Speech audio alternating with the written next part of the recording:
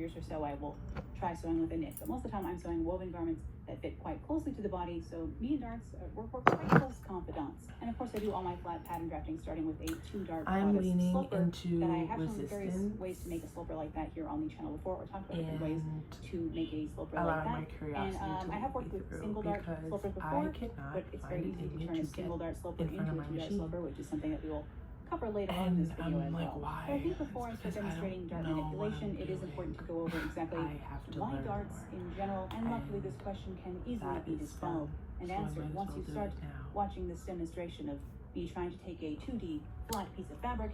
Now we have closed our 2 darts and moved them into new positions, and yet the fit will be the same. Once again, I make a separate video about that sometime, because it's important to line your pieces up along the grain line indicated. In commercial patterns, of course, this is always indicated in to kind of get to the side. Oh, he's got to put on my straight grain most of the time, 99% of the time. It has a flavor here I have just scent drawn profile that I the really darts, so I fuck know about, which I discovered is Lang Lang and go ahead and use my all again. My pattern. Okay, we are done with the look. And now I'm gonna go heat up my pasta. Can we just take a second for the detail? Like, can we just take a second for the details? Like, and the girl who did it was so cute. She's like, just young, doing her thing. Super fucking talented. Yeah, BK the braider. Get into it on both sides.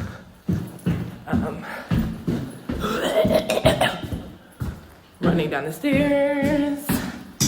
I'll still be early though, but I'm like addicted to chai, and this is I got a new journal and pens. No. It's a beautiful day in the neighborhood. It really is a beautiful day. It's been getting warmer out, and it definitely helps like the mental health. When it's like gets colder from being warmer, I get sad. But it's gorge right now. I am kind of digging this like makeup thing. I put like a champagne gold shimmer on my eye instead of like a rosy pink. I like it. I like it a lot. I've been working on manifesting this new like era that I'm in, because I'm realizing how I'm like healed. Like, not like fully healed, but I have done a lot of healing. So I spent the morning just like really thinking about what I want to do with this like new self that has formed. And I feel like clay that has been, if anyone's familiar with Obatala and like the Orishas and stuff, I feel like I'm at the point in my journey where Shango meets Obatala, and you find some sort of balance. Like, I've been through shadow work of this current cycle, and been through shadow work. I'm emerging now from the depths. I'm emerging from the depths of hell, my own personal hell. And I feel like clay that has been softened with tears and blood and sweat. And I'm at a point now where I can form it. And I want things to happen in my life. You know, I want community, I want friendship and experiences and like aligned creative ventures. And I think right now I'm being more so called to set intentions for that so that those things can happen, rather than kind of just bolting from sheer passion and like not really thinking, like sheer impulse. I guess what I should say, like a fiery impulse, and instead using that fiery impulse to drive me forward, to take action, to have vitality. So yeah, That's so exciting. That's beautiful. Hey y'all. So kind of crazy that what are the odds that I was watching my Italian show and there's gonna be all Italians here tonight. The law of manifestation is crazy. I'm back on that wave. I'm back in my law of manifestation bag. I used to be like super into it when I was a bit younger, in like my early 20s. For some reason, I stopped dreaming. I stopped hoping. Stop making shit happen and just let shit happen to me.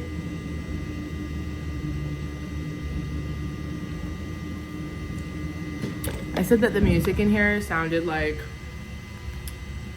it like made me feel like I was working at Hollister or something, like in a mall in like 2013. And the person that I work with looked at me with such disgust. I'll give you 10 guesses if it's my work crush. Who's actually no longer my work crush.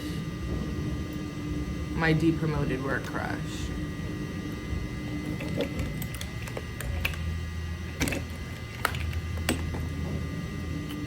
Just doing my lip, then I'm gonna get me a coffee. Dang. This happens every time. This happens every time. Working in a bar is dangerous work. It's like, I really don't know how people do like work in bars like sober.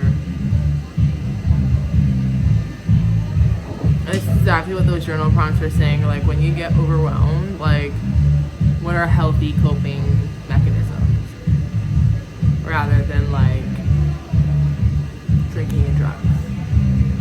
Yeboah. I did get to speak Italian tonight though. This girl was crying and her boyfriend was like, what the fuck happened? And I was like, no, so she said so. Wait. She said, cazzo successo. I can't fucking speak right now. Good night. Cazzo. Non lo so che cazzo successo. Che cazzo successo. I said, I don't know what the fuck happened with you and your girlfriend, okay? Che cazzo che... No. Non lo so che cazzo che successo. Non lo so che cazzo successo con le novia. Non lo so. Anyway, let me not do that. The most magical thing just happened. I'm actually kind of gagged. I'm supposed to be going to Whole Foods. I ended up in this like vintage fucking store. And they had all these like really authentic like old Playboys. And like, they were only $3. And I was like, I got so many. I got like gifts for people. Like, yo, wait, oh my God. That's so cool. I literally was just journaling on the train about needing to like be out in the world and like how sourcing is like a major part of my creative practice, and like how I was feeling super underwhelmed of what I was finding. And like I'm constantly searching for new skins and for inspiration, and like not even searching but just like discovering, and I need to put myself out there in order to discover, you know? So that was like a call and response. So I love that for me.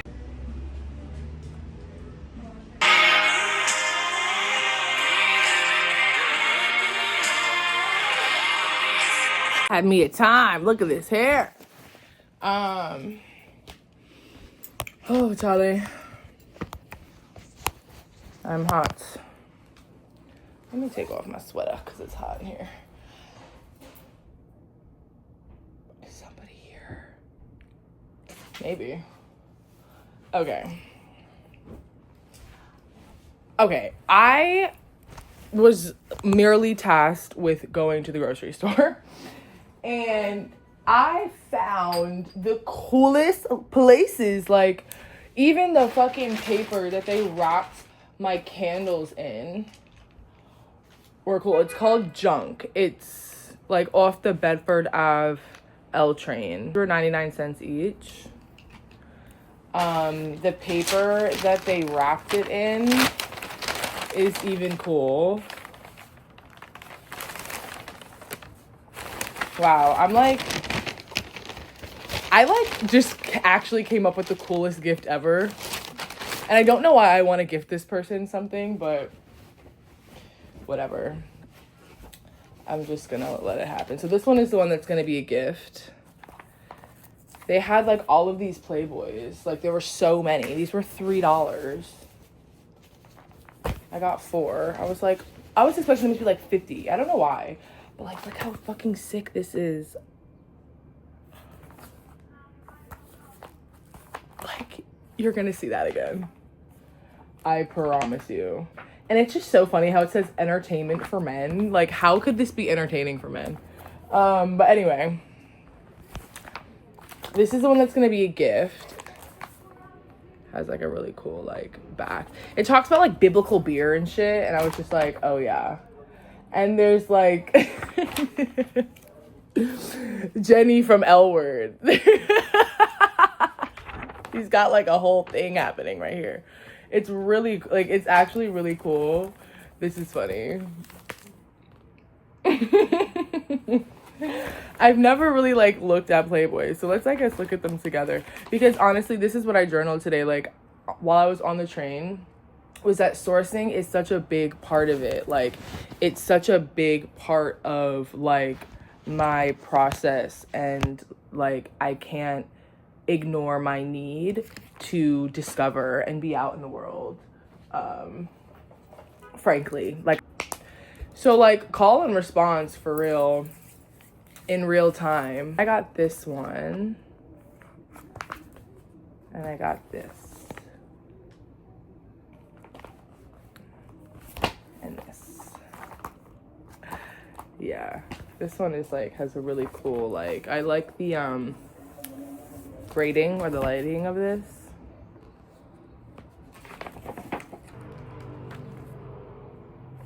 Underwhelming, but like cool. Occasionally from time to time, like you'll get like a cool image, because there's only so much that like white people can be inspirational to me. The coolest one was the one that I'm about to gift away,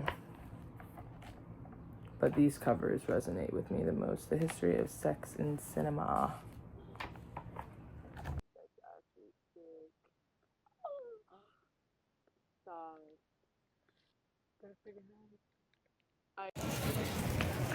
Bitch, I'm gagged. I actually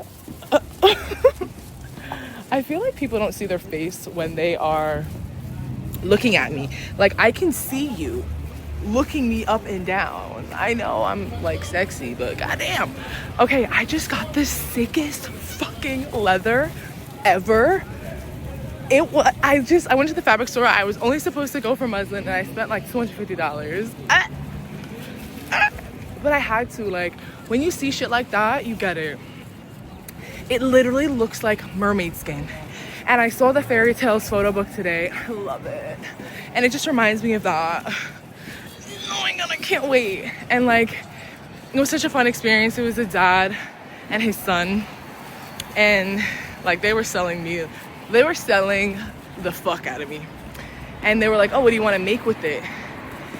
And I started like in detail, like just explaining, I think I want it to be a long corset with eyelets going down the center front and da da da. And they're like, okay, so you have the whole thing. And I'm like, yeah, okay, I need to get it. Like, I can't leave it now. This is my skin. I just sourced my skin. Oh my god, I'm so fucking excited. Oh my god.